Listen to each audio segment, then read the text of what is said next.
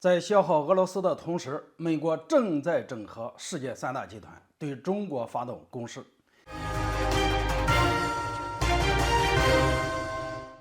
大家好，我是肖银华。三大集团对中国发动攻势，日韩已经在向美国靠拢，中国必须提前做好应对准备。俄乌冲突已经持续了300多天，美国并没有打算停止对乌援助，而是要继续借助这场冲突消耗俄罗斯。与此同时，为了维护霸主的地位，美国整合全球的资源用于对付中国。尤其值得我们警惕的是，这三大集团。第一，北约。俄乌冲突爆发，让欧洲各国开始重新重视安全议题，进而让北约重获新生。美国则通过北约得以进一步控制欧洲来对付中国。近日，欧盟与北约决定再次加强安全合作，并明确地把中国认定为所谓的挑战。此外，今年上半年，韩国以及日本先后加入了北约框架下的一个网络防御组织。种种迹象表明，北约正在成为美国对付中国的重要工具。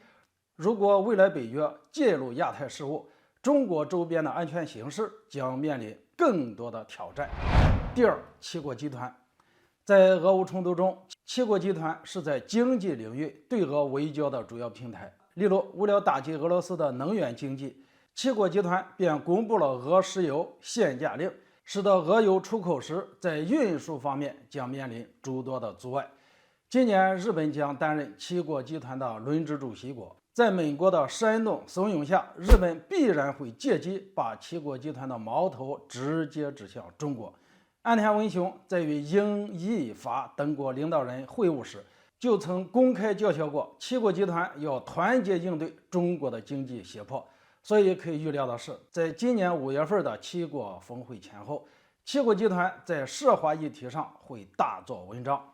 第三，五眼联盟。美国在对付中国时，一定会利用五眼联盟这一全球情报系统。所以近些年来，除了新西兰外，五眼联盟其余成员国基本上都在积极迎合美国的对华政策，尤其是英国和澳大利亚两国。从去年开始，美国就有意识地重启并升级部署在澳中部地区的情报基地。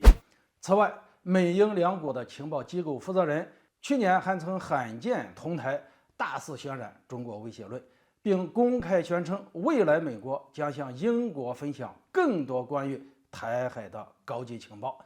除了美国主导的这三大集团之外，中国周边的日本以及韩国也正在加速向美国靠拢。不难看出，美国在对付中国时已经投入了几乎所有能够整合的资源，以赢得与中国的大国博弈。面对美国权力的围堵，我们必须提前做好应对准备。不过，我们也应该看到，美国与其盟友并没有想象的那么团结。